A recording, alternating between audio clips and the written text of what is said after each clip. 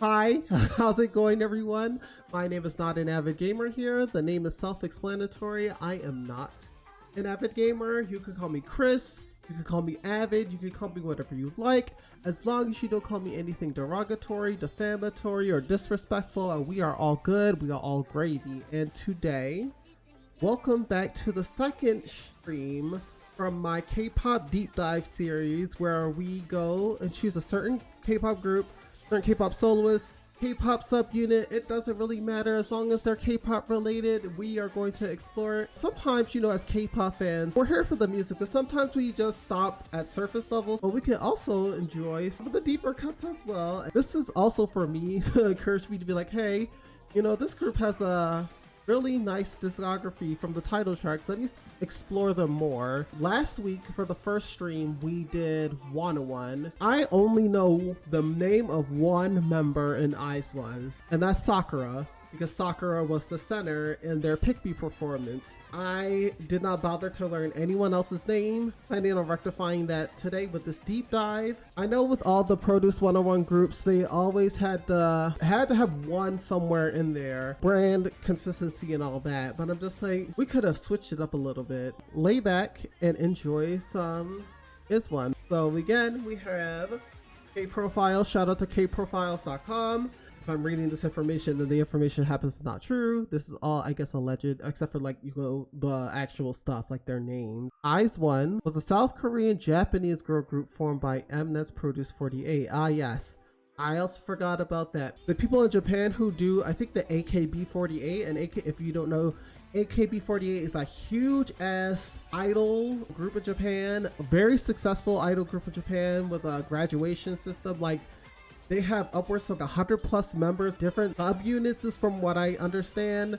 And they promote, they do theater shows, singles. Their singles go platinum so fast they sell over 1 million singles usually. It's a wild ride. After they graduate, they go off and they do other things. The members consisted of Jang Wonyoung, Miyawaki Sakura, Jo Yuri, Choi Yena, An Yujin, Ibuki Nako, Kwon Eunbi, Kang Jaewon, Honda Hitomi, Kim Shaewon, Kim Minju, and Lee Shaeyeon. The group was co-managed by Off the Record Entertainment in Korea and AKS. izone debuted in Korea on October 29th, 2018, and they debuted in Japan on February 6th, 2019. izone promoted for 2 years and 6 months. They officially disbanded on April 29th, 2021, which was of this year. So they actually promoted longer than any of the other produce groups. I believe that X1, who was the group that was put together on the season after this one, season 4, was supposed to promote, I think, around the same amount of time or longer. But then, we found out about the rigging scandal. I'm gonna bring that up every time. I feel so bad for the people that vote rigging scandal affected, especially in this season right here. This season really made me mad because there was one girl in particular who I was rooting for. I really wanted her to debut, and to find out that she was supposed to debut in this group and she didn't, and that turned her off from being an idol for the rest of her life, was just like disgusting. izone's fandom name is Wiz1. Did not know that. Wiz1. I don't know how I feel about that name. Whiz, it makes you sound like you have to pee. Or like Cheese Whiz. That's what it reminds me of. They picked that name from fan suggestions. Oh, the fan name or the name of the group? Oh, fandom name. Okay. Oh, okay. So the fans wanted to be called Wiz1s. Alright, so first we have Eunbi, and I apologize if I'm pronouncing their names incorrectly. Rank 7. Birth name is Kwon Eunbi. Position, she was leader and main dancer and lead vocalist. She's a Libra, 5'3", blood type A. She debuted in the group Violeta in 2014 and left in November 2014. Her stage name was Kazoo. Her official color is a shade of purple called Embroidered Starlight. Oh, she has her own color. She's running and shopping. She can play the guitar. She's good at sports. Her favorite ice cream flavor is green tea chocolate. Willem Trainee says that Eunbi like the mother because of her good leadership skills. So I guess she just has a really motherly figure because it clearly says right here that she's the mother of izone as well. She was a backup dancer for Lovelyz. She really admires IU and her company is Willem Entertainment. Right, next we have Sakura. Sakura again was the only member that I knew off the top of my head. She was the sub-vocalist, sub-rapper, and the visual. Born March 19th, 1998, she is a Pisces. Like me, I am also a Pisces.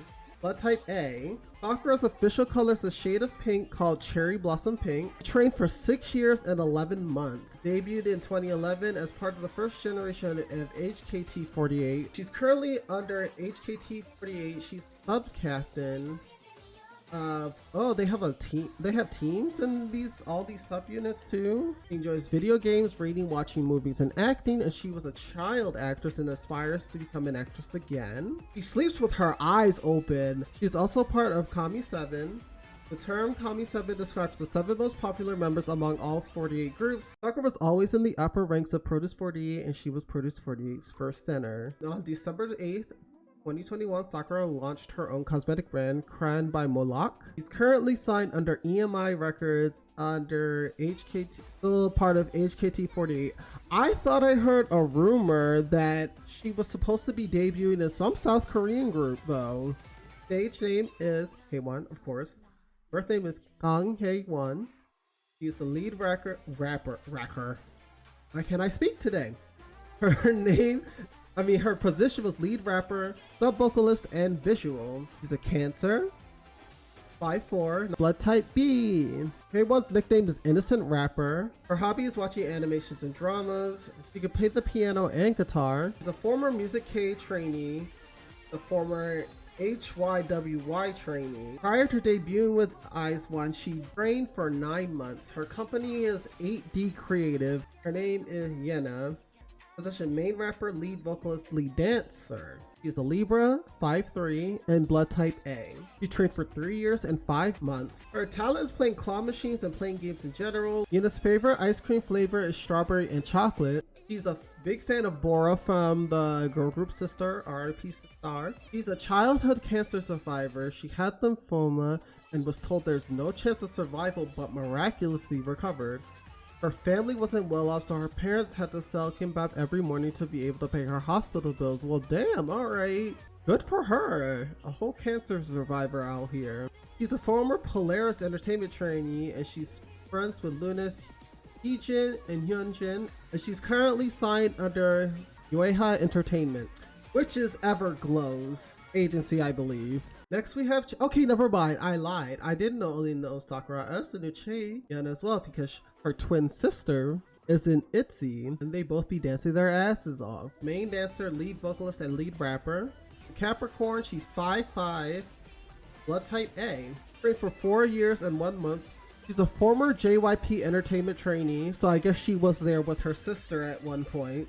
She appeared on the show 16, that show that created twice. Chaeyeon has 2 younger sisters, Lee Young and Chaemin. Wait, so they're not twins? Why did I think this whole time that they were twins? Are they not twins? Why am I just finding this out? They look so much alike. I thought they were twins. 1.5 years young. They look so much alike though.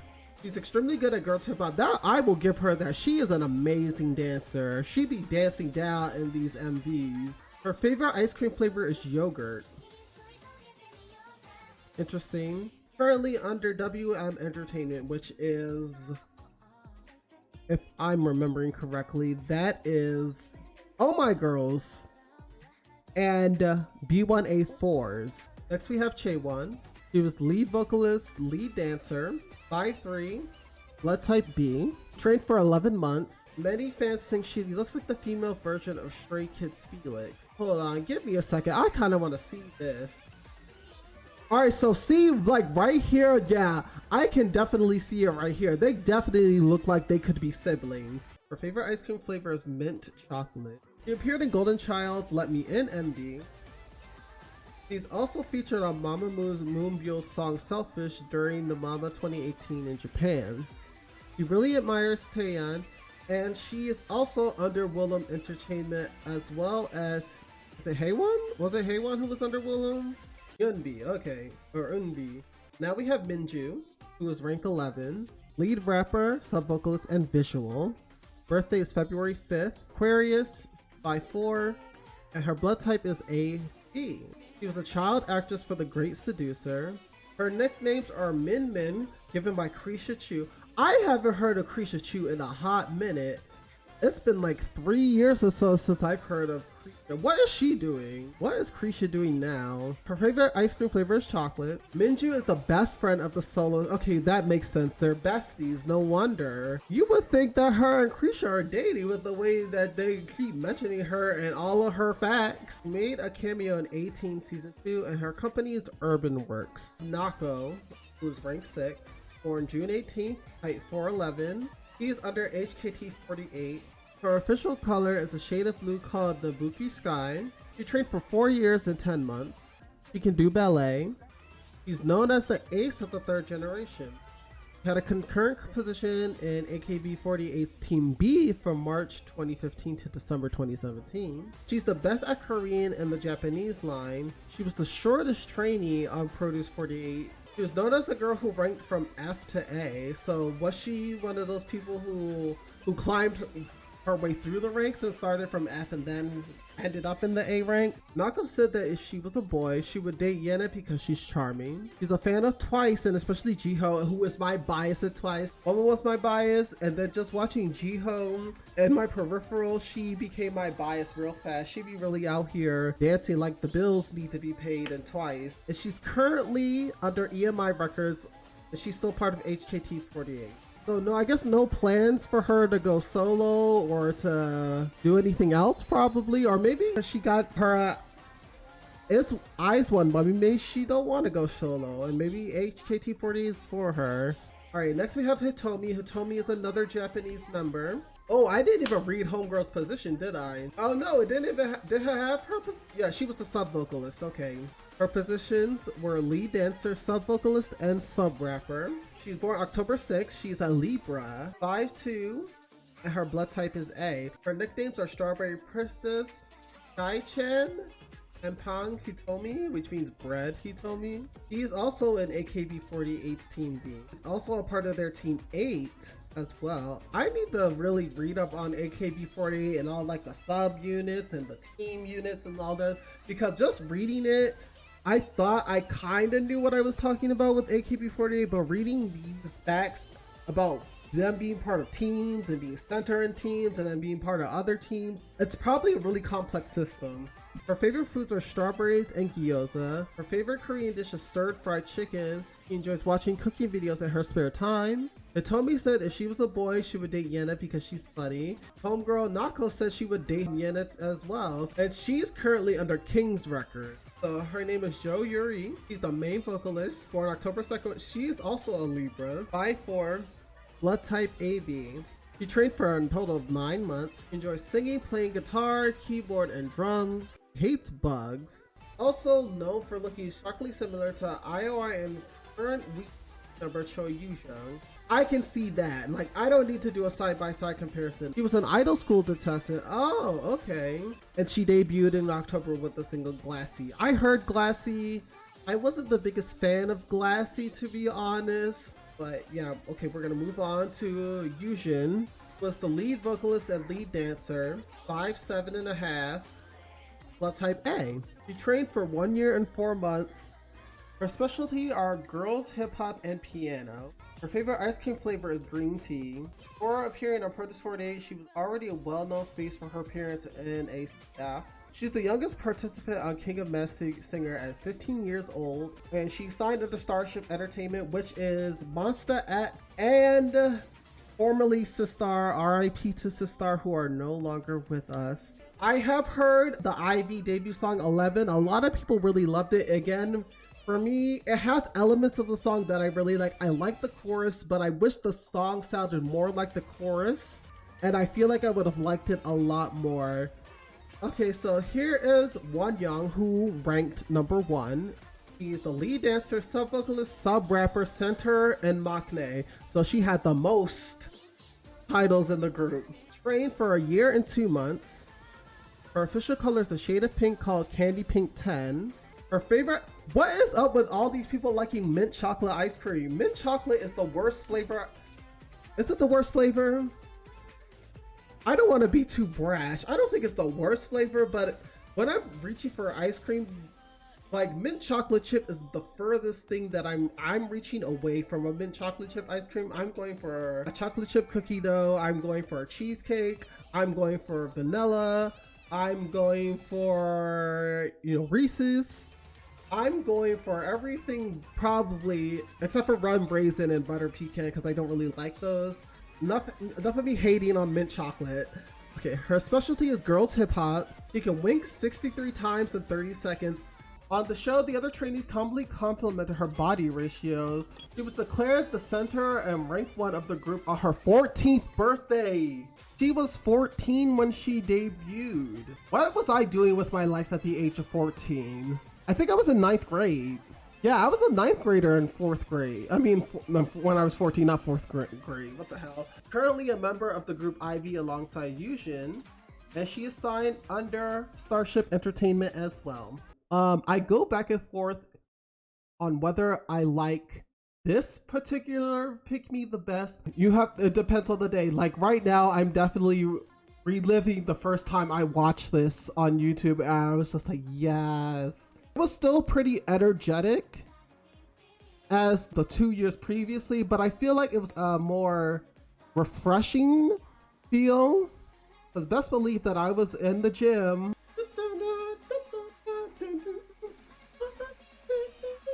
Hold on.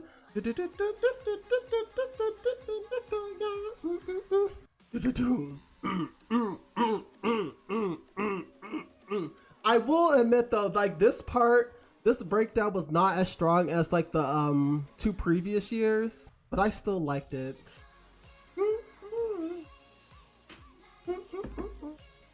And then the throwback from last year's. Boom. Pick me up.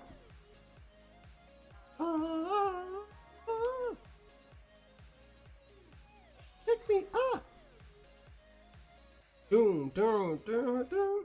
Next, we're going to do the song that made the season. Produce 101 Season 1, it was In the Same Place. Produce 101 Season 2, it was Never. And this season, it was Rumor. Now, I started off really not particularly caring for Rumor because it was in the tropical house adjacent thing, and I wasn't a big fan of that sound. But actually, was it last year? I think it was last year when it finally like hit me and I played the song over.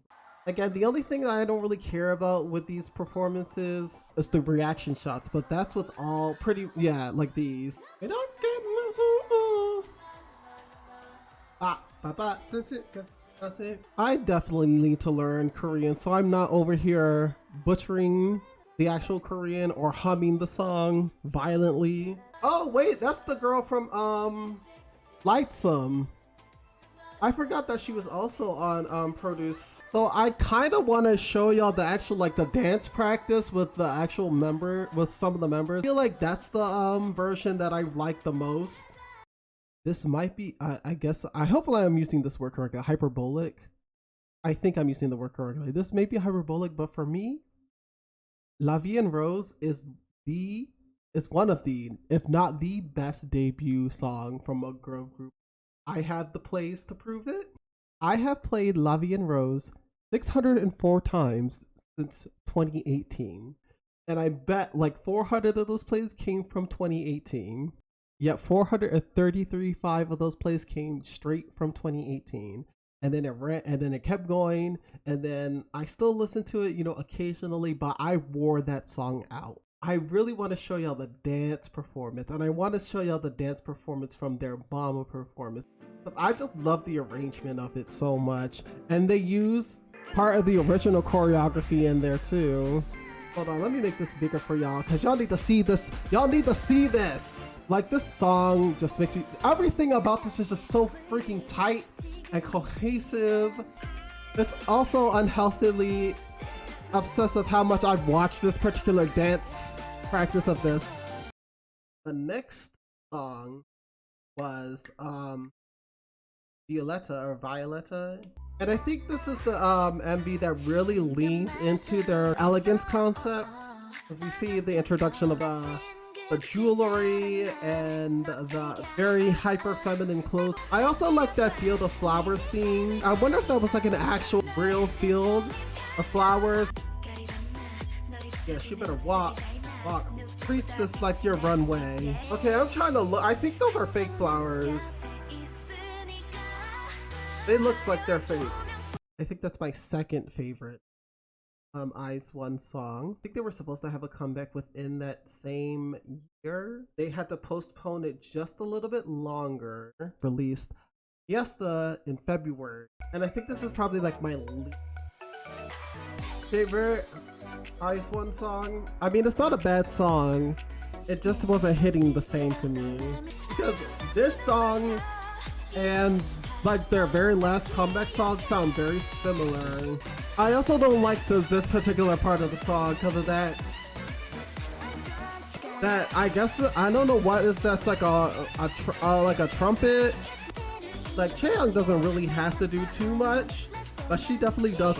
She does a lot, and I appreciate her for that. He makes the choreography just that more dynamic because she dances down.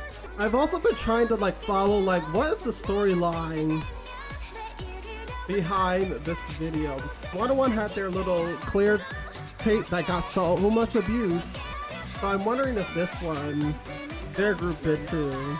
A Secret Story of the Swan was next. I actually really enjoyed the Story of the Swan, but I felt like I should have enjoyed it a lot more than I did. But I'm not for some reason, and I don't know why. I'm not really hard to please when it comes to MV, but they definitely pulled out the budget with this one, with the effects, the wardrobe, the lighting. Like they took that Fiesta money and they reinvested it. You know, if they do reform later on in the future, hopefully they do like a tour or something. I'd like to actually see them live. Boom. Pop, boom, swan. All right, okay. Well, some of these final shots, I've never really noticed this at first, but some of these final shots with the green screen are kind of drawing. And I think we're actually on their like last Korean song, and that is Panorama. Or I feel like I listened to it a lot more this year than I did when it first came out. But I did think this let them go out on a pretty high note. So I think it's Vie Rose, obviously, then Violeta, then this. But overall, their music has been really good. I just need to do a deep dive on like their studio albums and their EPs to see if there are other songs that I would like. If they can perform again like 101 next year, that would be good. Yes, I definitely agree. I guess it would depend on what everybody is doing at that time. The Japanese members are still part of like the AKB48 subunits, and I haven't really heard any plans of them doing anything else. A few of the other members, I guess, are waiting on their groups to debut. So some of them will probably also go into other avenues of entertainment like acting and stuff like that. So again, I feel like it just all depends.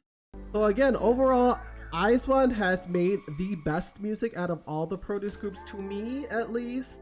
I really enjoyed their MVs, I really enjoyed their concept, I really enjoyed pretty much everything about Swan. I just kind of wish that I was more invested. I kind of wish that we could have gotten just, you know, one more comeback out of them.